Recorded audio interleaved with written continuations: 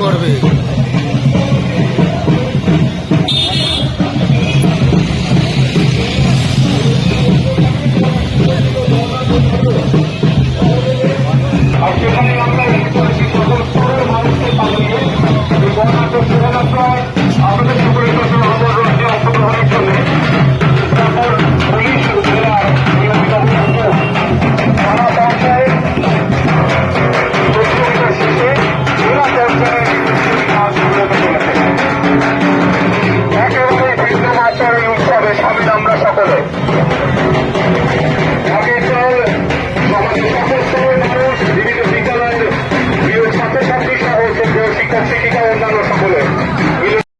আমাদের অনুষ্ঠান মঞ্চে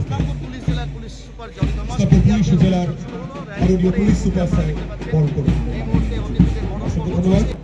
যিনি আয়োজন করেছেন এই শারদীয়া সমুদ্র কাপ সিজন 2 প্রথম বর্ষের পর দ্বিতীয় বর্ষে বরণ করে নেব স্যারকে আমরা ইসলামপুর পুলিশ জেলার পক্ষ থেকে অনুরোধ করছি। ইসলামপুর পুলিশ জেলার এই অভিনব উদ্যোগ বাস্তবায়িত করেছেন ইসলামপুর পুলিশ জেলার মাননীয় পুলিশ সুপার স্যার শ্রদ্ধেয় ডক্টর জবি থমাসকে আইপিএস মহাশয়। অসংখ্য ধন্যবাদ স্যার।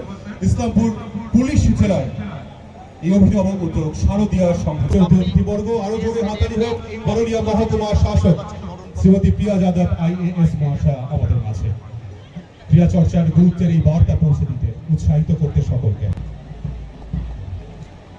ধন্যবাদ ম্যাডাম। অনুষ্ঠান আগরওয়াল মহাশয় স্যারের জন্য হাতালি হোক। একইভাবে একই সাথে চলছে বরণ পর্ব অনুষ্ঠান মঞ্চে। শারদীয়া সমুদ্র কাপ 2025-এর সামিল আছেন, উৎসাহিত করছেন শারদীয়া সমুদ্র কাপকে সফল করার জন্য ভীষণভাবে। হাতালি হোক স্যারের জন্যও একইভাবে। অসংখ্য ধন্যবাদ স্যার। শ্রী শুভদীপ দাস মহাশয়কে চলছে বরণ পর্ব।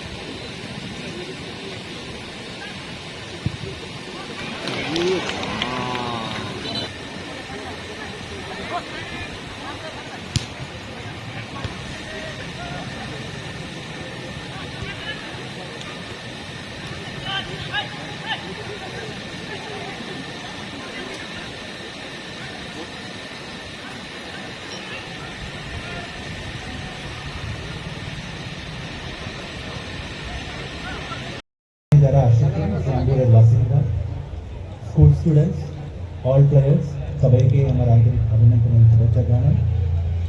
আপনারা জানেন এই শারদীয়া সমুদ্র কাপ লাস্ট ইয়ার আমরা শুরু করেছি just prayer to the Puja festivals. আমাদের ইসলামপুর পুলিশ জেলার 5টা থানা, এই 5টা থানা থেকে ইনিশিয়াল রাউন্ড খেলা হয়েছে।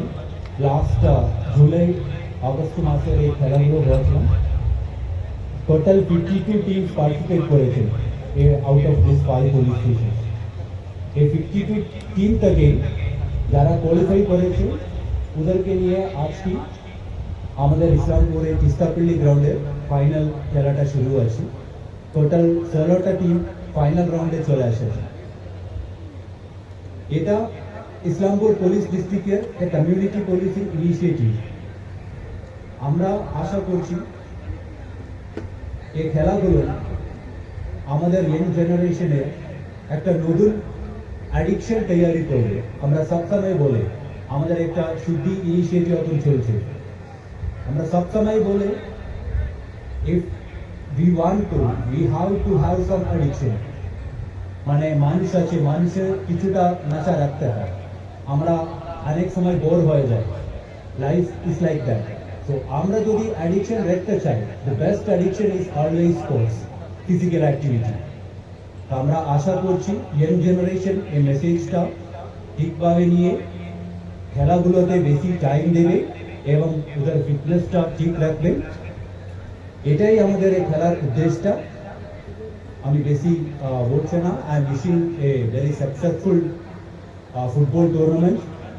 এখানে ভালো খেলাগুলো হবে এবং এদের থেকে ভালো দুটো টিম ফাইনালে চলে আসবে। And I am inviting all Islampur বাসিন্দারা, ওদেরকে এই পুরাটা খেলা দেখার জন্য আমরা ইনভাইট করছি। Thank you. জানাই যে ইসলামপুর কিছু না হলে এগুলো প্রোগ্রাম আমরা দেখতে পাতাম না, যার জন্য আজকে আমার ইসলামপুর পিডির সবকটা পুলিশ ডিপার্টমেন্টকে ধন্যবাদ জানাই। আমাদের এখানে পৌরপিতা রহলা अग्रवाल সাহেব সবসময় প্রোগ্রামে থাকেন, সপ্তাহ প্রোগ্রাম অ্যাটেন্ড করেন, ওনাকে ধন্যবাদ জানাই। আমাদের এডিশনাল এসপি হেন্দু সরপাজি, তারপর আমাদের এসডিও প্রিয়া যাদব আইএস, আর আমাদের কালচারাল অফিসার শুভদীপ দাস সাহেব, আপনাদের মাধ্যম থেকে ডিএসপি রেঞ্জ, আর আপনারা সবাই বিশেষ করে আমার স্টুডেন্টস আর খেলোয়াড়রা যারা এসছেন, 52টা টিম বোধহয় শরিক হবে। আর আজ থেকে স্টার্ট, 14 তারিখে ফাইনাল হবে। আমি দেখেছি ফুটবল, আমি নিজেই ফুটবলের খেলোয়াড় ছিলাম ছোটোবেলায়, যার জন্য ফুটবলটাকে ভালোবাসি সবসময়। আর আমার নন্দঝাড় থেকে একটা টিম এই পুলিশের ইন্সপিরেশনে, পুলিশের তাকিদে, আমরা থানার তাকিদে আজকে ওরা ন্যাশনাল টিম হিসাবে ন্যাশনালি ইন্টারন্যাশনাল খেলার জন্য ওরা গেছে বাইরে। আজকে আমাদের আমরা কল্পনায় ভাবতে পারিনি, চিন্তায় আসেনি যে আমাদের নন্দঝাড় থেকে, ইসলামপুর থেকে ইন্টারন্যাশনাল টিমের সঙ্গে খেলাধুলা হবে, এটা আমাদের ধারণার বাইরে। যার জন্য নন্দঝাড় টিমকে আমি ধন্যবাদ জানাই।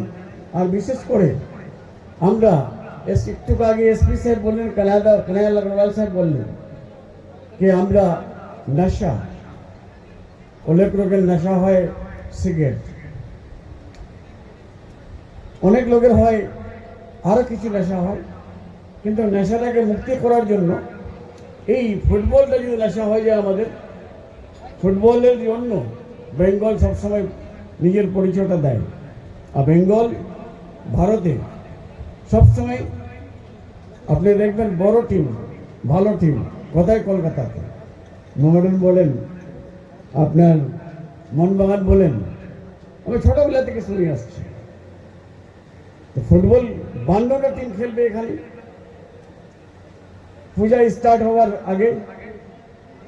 আর যে পূজা স্টার্ট হওয়ার আগে আমরা খেলাধুলাটা স্টার্ট করেছি, সেই পুজোয় দুর্গা পুজোকে আমাদের ইউনাইটেড নেশনের একটা সংস্থা আমাদেরকে ইউনেস্কো আমাদেরকে intangible heritage, cultural heritage of humanity আমাদেরকে ডিক্লেয়ার করা হয়েছে পশ্চিমবাংলাকে, যার জন্য আমাদের দেশের নাম, আমাদের রাজ্যের নাম সারা পৃথিবীর সুনাম হয়েছে। যার জন্য আমি আমাদের মুখ্যমন্ত্রী মমতা বন্দ্যোপাধ্যায়ের অনুপ্রেরণায় ওর ইন্সপিরেশনকে আমি ধন্যবাদ জানাই। সবসময় উনি মানুষকে এঙ্গেজ রাখার জন্য সোশ্যাল স্কিম থেকে আরম্ভ করে সোশ্যাল ইভেন্টস, সোশ্যাল আপনার প্রোগ্রামস সবসময় আমরা এঙ্গেজ থাকি। আর যার জন্য বেঙ্গলে সবসময় পিস, আবার আইন শৃঙ্খলা আমরা বাজিয়ে চলি। আর এই খেলাধুলার মাধ্যম থেকে আমরা আরও কিছু পাই। যদি স্বাস্থ্য আমাদের ভালো না থাকে, আমাদের ব্রেন ভালো থাকবে না। ব্রেন ভালো না থাকলে আমরা এগিয়ে যেতে পারবো না। এগিয়ে না গেলে আমাদের পশ্চিমবাংলা পিছিয়ে থাকবে। যার জন্য আমরা সবসময় বলি যে আমরা সব দিক দিয়ে এগিয়ে আছি, এই খেলাধুলার মাঠেও আমরা এগিয়ে থাকবো। আর বেশি কিছু না বলে সবাইকে আন্তরিক ধন্যবাদ দিয়ে নিজের বক্তব্য এখানে এসেছি। থ্যাংক ইউ, ধন্যবাদ। আমি ওনাকে মাঠে খেলতেও দেখেছি, উনি নিজেও মাঠে নেমে খেলেন। এখানে এডিশনাল এসপি সাহেবও আছেন, আমাদের এসডিও ম্যাডাম আছেন, এসডিআইসিও সাহেব আছেন, বিভিন্ন পুলিশ আধিকারিকগণ আছেন।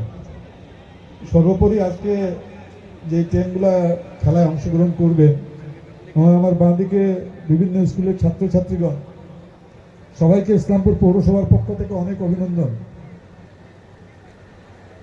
প্রথমে সবাইকে অগ্রিম শারদীয় অভিনন্দন। সেপ্টেম্বর মাসেই শারদীয়া পূজা আমাদের সবচেয়ে বড় পুজো।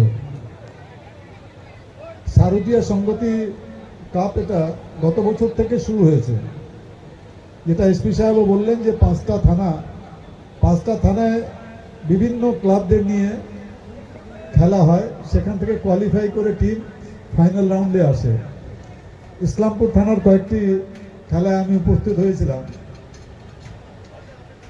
খেলাধুলাটা কত প্রয়োজন এটা আমরা এই জিনিস এখান থেকে বুঝতে পারি যে নেশাগ্রস্তদের সংখ্যাটা বেড়ে যাচ্ছে। ইসলামপুর পুলিশ ডিস্ট্রিক্ট একটা শুদ্ধি প্রকল্প চালু করেছে।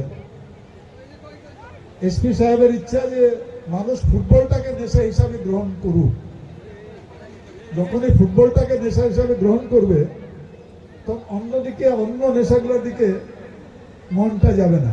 আজকে একটা বিশাল র্যালি ইসলামপুর থানা থেকে শুরু হয়েছে, একদম এখানে তিস্তায়, এখানে আমাদের পুলিশ লাইনে এসে এখানে এই র্যালিটা এখানে শেষ হয়েছে। অনেকেই এখানে অংশগ্রহণ করেছেন।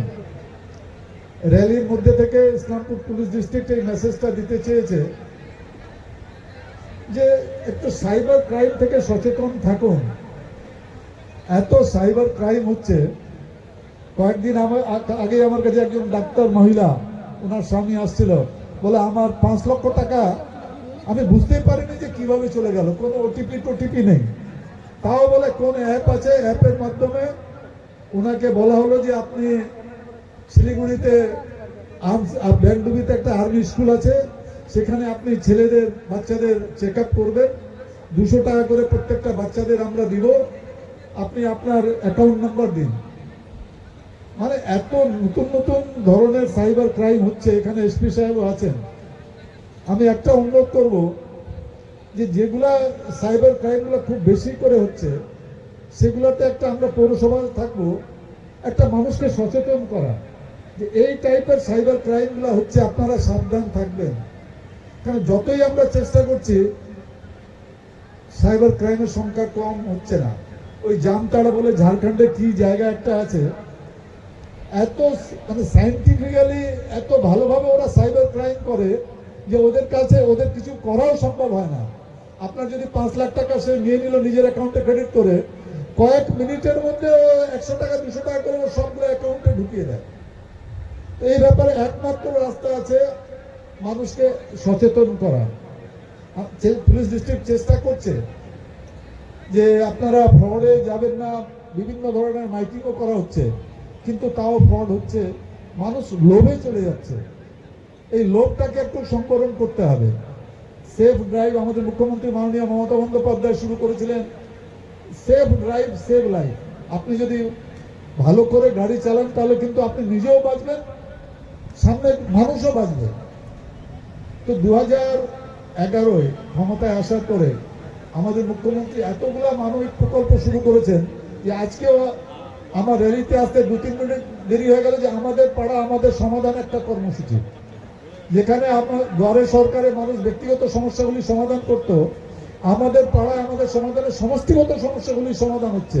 আমাদের এসডিও ম্যাডামও ওখানে এখনই গেছিলেন। তো আমি আপনাদের সবার কাছে একটাই অনুরোধ করব যে আপনারা এই এডিকশন নেশা থেকে সরে আসুন। সাইবার যত ক্রাইম হচ্ছে, লোভ করবেন না। ডক্টর ম্যাডাম বলছিল যে দাদা আপনাকে হিপনোটাইজ করে দিয়েছে। আপনাকে হিপনোটাইজ করেনি, আপনার লোভটা আপনাকে হিপনোটাইজ করে দিয়েছে। আপনি যদি লোভটা না করতেন তাহলে আপনাকে হিপনোটাইজ হতো না। আর ভালো করে গাড়ি চালান। পুলিশ চেষ্টা করছে হেলমেটটা খালি পুলিশকে ধোকা দেওয়ার জন্য খালি হেলমেট পরবো এটা না, নিজের প্রাণটা বাঁচানোর জন্য হেলমেট পরুন। আমি কয়েকটা মৃত্যু হেলমেটের জন্য এরকম দেখেছি যে তখনই খুব খারাপ লেগেছে। আমি ওই জন্য যারা দায়িত্বে আছেন ট্রাফিকের তাদেরকে বলেছি যে হেলমেট ব্যাপারে কোনো কম্প্রোমাইজ করবেন না। হেলমেট চেষ্টা করুন যে 100% লোক যেন, দুজন যদি বসে থাকে দুজনেই যেন হেলমেট পরে। সবাইকে অনেক অনেক ধন্যবাদ।